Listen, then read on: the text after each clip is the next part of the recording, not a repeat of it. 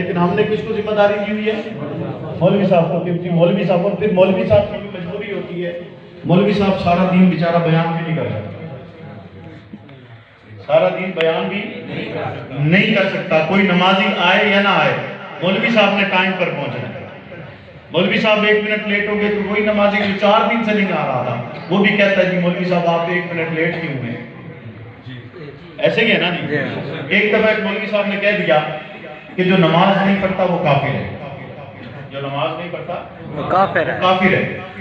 لوگوں نے جی میں ساڈا جھٹکا مارتا ہے اس ڈانگا چال نہیں ہو سکتا، مولوی لسی بھی ساڈے کو دانے بھی ساڈے کو تو مڑ کافر بھی سانو، کافر بھی تو سانو آپ کی۔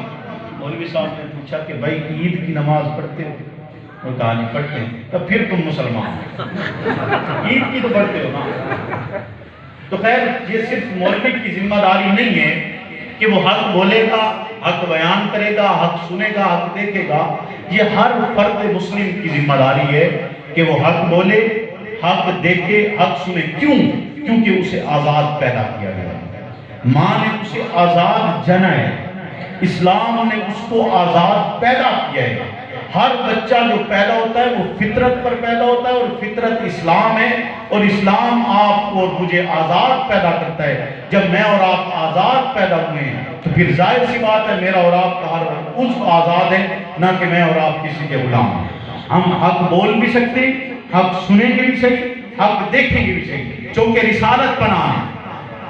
اصحاب ان مقدس روحوں کو، ان باسعادت روحوں کو، 1,44,000 کم و بیش مقدس نفوس جو رسالت پناہ کے ہمراہ سفر اختیار کرتے ہیں، اپنی نگرانی میں رسالت پناہ انہیں غسل کرواتے ہیں، اپنی نگرانی میں انہیں احرام بندھواتے ہیں، اپنی نگرانی میں انہیں بیت اللہ کا طواف کرواتے ہیں، پھر اپنی نگرانی میں انہیں سعی کرواتے ہیں، اپنی نگرانی میں باجماعت نمازیں پڑھواتے ہیں، پھر عرفات کے میدان میں رسالت پناہ ارشاد فرماتے ہیں کہ لوگوں سن لو، آج کے دن کسی پر کوئی فضیلت حاصل نہیں ہے، آج کے دن کوئی کسی سے بڑا نہیں ہے، اگر کسی کو فضیلت حاصل ہوگی تو بنیاد تقویٰ ہوگا، کسی کو رنگ کی بنیاد پر فضیلت حاصل نہیں ہے، کسی کو قومیت کی بنیاد پر فضیلت حاصل نہیں ہے، کسی کو رتبے کی بنیاد پر فضیلت حاصل نہیں ہے، کسی کو دولت اور اقتدار کی بنیاد پر فضیلت حاصل نہیں ہے۔ یہ نہیں ہو سکتا کہ کوئی کہے کہ میرا جبہ بڑا ہے تو مجھے بڑا مانا جائے، میری ٹوپی بڑی ہے مجھے بڑا مانا جائے، میری دستار بڑی ہے مجھے بڑا مانا جائے، میرا رتبہ بڑھے مجھے بڑا مانا جائے، میری قومیت آئے تو مجھے قومیت کی بنیاد پر، یا میری زبان تم سے اچھی ہے تو زبان کی بنیاد پر مجھے بڑا مانا جائے۔ رسالت پناہ کا ارشاد ہے آج کے دن کسی کو قومیت کی بنیاد پر، آج کے دن کسی کو رنگ کی بنیاد پر، نہ کوئی اجمی عربی سے آلے، نہ کوئی گورا کالے سے آلے، نہ کوئی قومیت کی بنیاد پر آلے، اگر کوئی افضل ہوگا تو بنیاد تقویٰ ہوگی۔ اور رسالت پناہ ارشاد فرماتے ہیں تمہیں آزاد کر دیا گئے، تم آزاد پیدا ہو۔ اسلامی معیشت میں اتنا لمبا نظام لے کر رسالت پناہ اتنے سارے اسباب مہیا کر کے کہ اپنی نگرانی میں ان باسعادت روحوں کو جنہوں نے آپ کے ہاتھ پر موت کی بیعت کی تھی، جو پھرے نہیں ہیں، جنہوں نے دین بدلا نہیں ہے، جو جیسے آپ پر ایمان لائے پھر اسی طرح ڈٹ گئے، ان سے رسالت پناہ ارشاد فرماتے ہیں کہ تم وضو کرو گے، پھر احرام باندھو، پھر میرے ساتھ طواف کرو، پھر طواف کے بعد سعی اور پھر تمام مناسک ادا کرنے کے بعد پھر انہیں رسالت پناہ کہہ رہے ہیں تمہیں آزاد پیدا کیا گئے۔ تو بتانے کا مقصد یہی تھا کہ تم نے حق بولنے، حق بتلانے، حق سننے اور حق دیکھنا ہے۔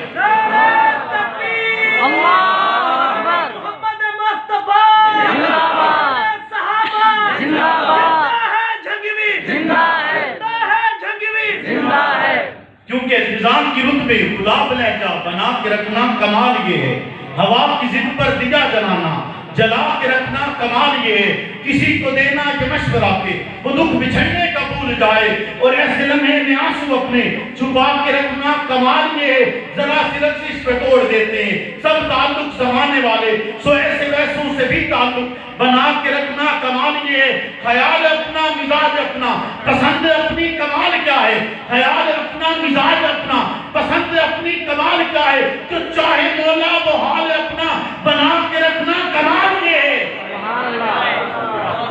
جو چاہے مولا وہ حال اپنا بنا کے رکھنا کمال یہ ہے۔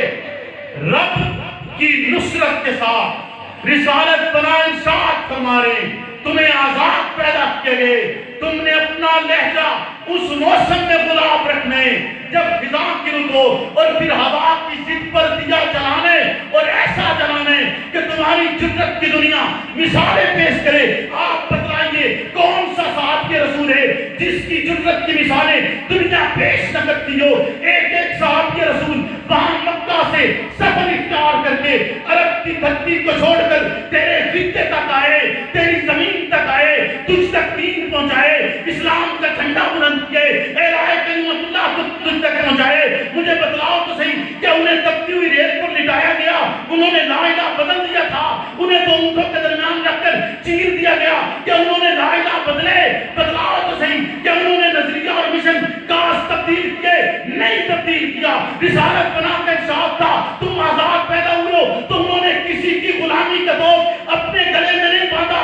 رسالت بنا کے ارشاد کے مطابق آپ نے عمل کیے، حتیٰ کہ وقت آتے حضرت عمر سوال کرتے کہتے ہیں بتلاؤ اگر مجھ میں کوئی کمی دیکھو گے تو کیسے ٹھیک کرو گے؟ تو ایک شخص مجمع میں سے کھڑا ہو گئے، تلوار نکال کے کہتے ہیں کہ عمر اگر تجھ میں کمی دیکھیں گے تو تلوار کے ساتھ سیدھا کی جائے گی۔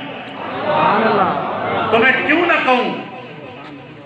کہوں تہذیب جنونکار پہ تنقید کا حق ہے، تہذیب جنونکار پہ تنقید کا حق ہے، تہذیب جنونکار پہ تنقید کا حق ہے، گرتی ہوئی دیوار پہ تنقید کا حق ہے۔ ہاں میں نے لہو اپنا دیا ہے گلستان کو، مجھے گل و گلزار پہ تنقید کا حق ہے۔ میں یاد دلاتا ہوں شکایت نہیں کرتا، میں یاد دلاتا ہوں شکایت نہیں کرتا، مجھے بھولے ہوئے اقرار پہ تنقید کا حق ہے۔ مجروح ہو جس سے عظیمت کی حقیقت، مجروح ہو جس سے عظیمت کی حقیقت، اس شوق یہ گفتار پہ تنقید کا حق ہے۔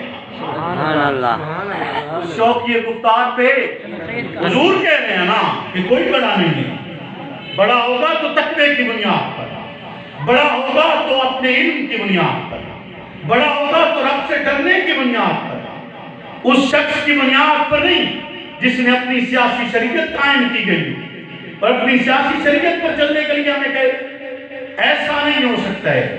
رسالت بنا کا ارشاد ہے کہ آپ آزاد پیدا ہوئے، رب ان لوگوں کو پسند نہیں کرتا جو اندھے ہوں، گونگے ہوں اور بہرے ہوں، یعنی جو حق بول نہیں سکتے، حق سن نہیں سکتے، حق بتلا نہیں سکتے۔ یاد رکھیے رب انہیں پسند ہے، بولیے رب انہیں پسند ہے۔ تو آپ حق بولیں گے، حق سنیں گے، حق دیکھیں گے، اور اگر کمی دیکھیں گے تو کیسے سیدھی کریں گے؟ بولیے نا، کمی دیکھیں گے تو کیسے سیدھی کریں گے؟ یہ تقریر ابھی ختم نہیں ہونی، یہ بھی ختم نہیں ہونی، یہ چلنی ہے وہاں بھی۔ یہ اس کا پہلا حصہ ہے، دوسرا حصہ میں نے آپ کو وہاں سنانا ہے، کیونکہ وہ مولوی صاحب بڑا پریشان ہے، اس نے کہا آپ جمعہ وہاں پڑھا رہے ہیں، ان لوگوں نے تو وہاں آنا تھا۔ کیوں جی؟ تو آپ کو میں نے آدھی تقریر سنانی ہے، آدھی ہم وہاں سنیں، ٹھیک ہے جی؟ توجہ ہے آپ کی؟ ایک رسالت بنا نے خط لکھا کسرا کے نام، شاہ ایران کے نام رسالت بنا خط لکھتے ہیں، صحابی رسول لے کر جاتا ہے رسالت بنا کا وہ خط مبارک، وہ نامہ مبارک، وہ لے کر کسرا کے دربار میں حاضر ہوا، اس کو خط پیش کیا ہے، اس نے جیسے ہی پڑھا کہ یہ محمد رسول اللہ کی طرف سے، اس نے نعوذ باللہ آپ کے نامہ مبارک کو شہید کر دیا۔ صحابی رسول زار و قطار رو رہا ہے لیکن کوئی حرکت نہیں کی، غصہ آیا ہے لیکن تلوار نہیں نکالی، چونکہ یہ سفارت کے آداب نہیں تھے، یہ سفارت کے آداب نہیں تھے، وہ تربیت یافتہ کن کے تھے؟ سبحان اللہ، بولو نا، تربیت کا اثر ہے نا کہ سفارتی آداب میں ملحوظ خاطر رکھے جائیں گے۔ رسالت بنا کا وہ مقدس صحابی گھوڑے کی پیٹھ پر 3 دن اور 3 رات میں وہ سفر طے کرتے، جو 1 ماہ کا سفر تھا 3 دن میں طے کر کے وہ رسالت پناہ کی بارگاہ میں حاضر ہوتا ہے۔ رسالت پناہ سوال کرتے ہیں بتلاؤ کیا ہوا؟ کہا کہ آپ کو خط لے کر گیا ہوں، وہاں دیے اس نے آپ کے نامہ مبارک کو دیکھنے کے بعد اس کو شہید کر دیا ہے۔ رسالت پناہ کا صحابی رو رہا ہے، رسالت پناہ حوصلہ دیتے ہیں، کہتے ہیں ٹھہر جاؤ، پریشان مت ہو، کوئی حق نہیں ہے، اس نے کیا ہے اس کا بدلہ وہ پالے گا، آپ آرام کیجئے۔ اسی لمحے کے اندر بادشاہ کسریٰ نے اپنے حجاز کے گورنر کو حکم دیا کہ جاؤ اور محمد رسول اللہ کو نعوذ باللہ گرفتار کر کے لے آؤ۔ وہ اپنے 2 سپاہی بھیجتے اور کہتے ہیں کہ محمد رسول اللہ کو گرفتار کر کے لے آؤ۔ حق بیانی پر گرفتاری کوئی پہلی بات ہے نہیں ہے، بولو نا، کوئی پہلی بات ہے نہیں۔ ورنہ شیخ ابی طالب میں رسالت پناہ کبھی قید میں مبتلا نہ ہوتے، کبھی پتے کھا کے گزارا نہ کرتے۔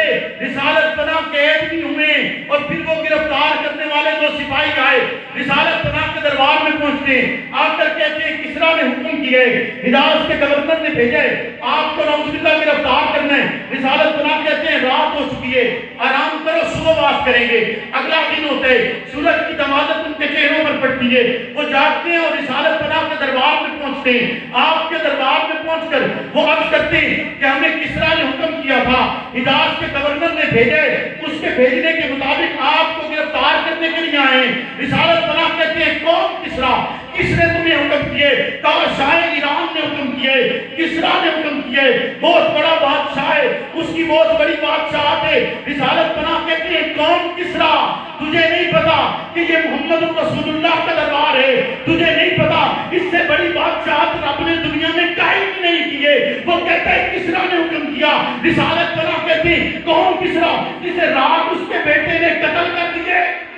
سبحان اللہ، کون کسریٰ جسے رات اس کے بیٹے نے قتل کر دیے؟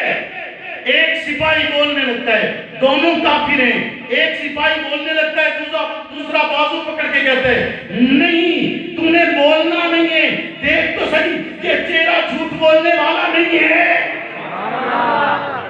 یہ چہرہ جھوٹ بولنے والا نہیں ہے کہ ان کی زبان مقدس سے صرف سچ نکلتا ہے۔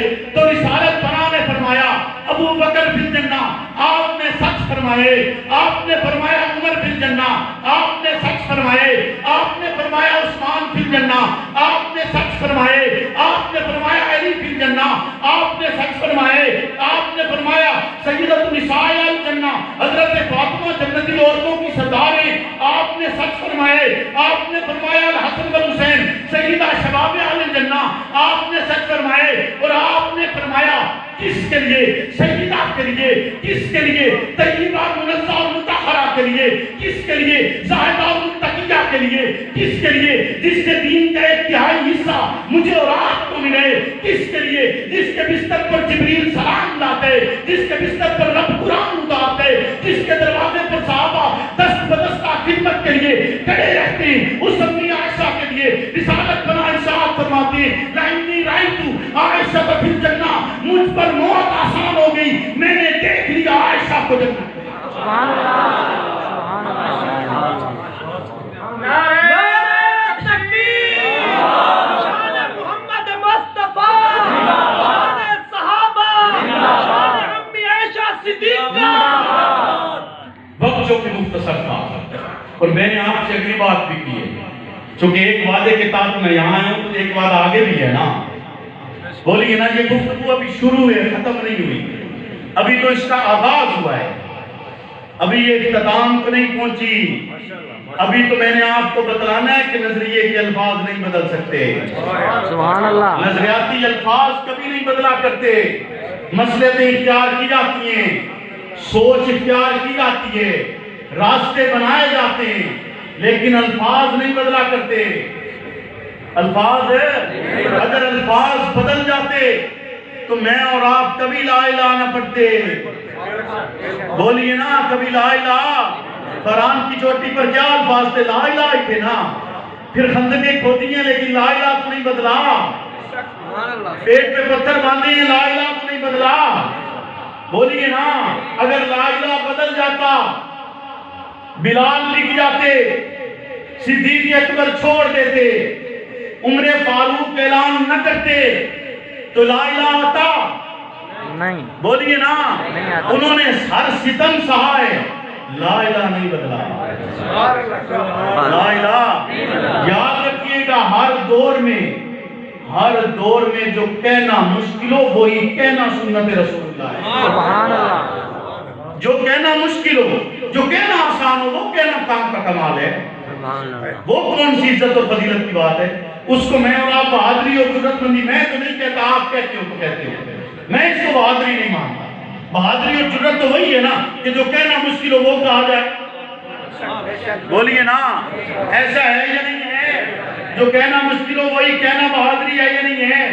یار زندہ صحبت باقی، میرے رب نے چاہا پھر آپ کے پاس آیا تو انشاءاللہ العزیز آپ سے ایک اور عنوان پر گفتگو کرنی ہے کہ وہ عظیم شخصیت جسے رب نے پہلا نمبر دیا ہے اور ہر مقام پر پہلا نمبر، اس کا پہلا نمبر کبھی کم نہیں ہوا، حتیٰ کہ عرفات کا میدان ہے، رسالت بنا اعلان کریں کہ آج کے دن تمہارے لیے تمہاری نعمت کو پورا کر دیا ہے، تمہارا دین مکمل کر دیا ہے، تمہارا دین مکمل کر دیا ہے۔ کن سے کہہ رہے ہیں؟ اللہ کن سے کہہ رہا ہے؟ صحابہ سے۔ یعنی یہ دین جو تیرے اور میرے پاس ہے یہ کس کا ہے؟ بولو نا، صحابہ۔ اللہ کہہ رہا ہے نا تمہارے لیے تمہارا دین مکمل کر دیا، حضور کے نطق معصوم سے ادا کروا رہا ہے نا کہ تمہارے لیے تمہارا دین مکمل کر دیا۔ تو صدیق اکبر رو پڑے، صحابہ نے پوچھا آپ روتے کیوں ہیں؟ کہا روتا اس لیے ہوں کہ حضور دنیا سے جا رہے ہیں، اللہ، حضور دنیا سے۔ صحابہ کہتے ہیں خوشی کا مقام ہے، آج نعمت مکمل ہو رہی ہے اور آپ رو رہے ہیں۔ صدیق اکبر کہتے ہیں جو کہ میرا نمبر پہلا ہے تو حضور کی بات بھی پہلے ہی سمجھوں گا۔ سبحان اللہ، آپ کے کہنے کا مقصد ہی یہی ہے کہ میں اس دنیا سے جا رہا ہوں۔ اللہ رب العزت نے چاہا پھر آپ کے پاس حاضری ہوگی۔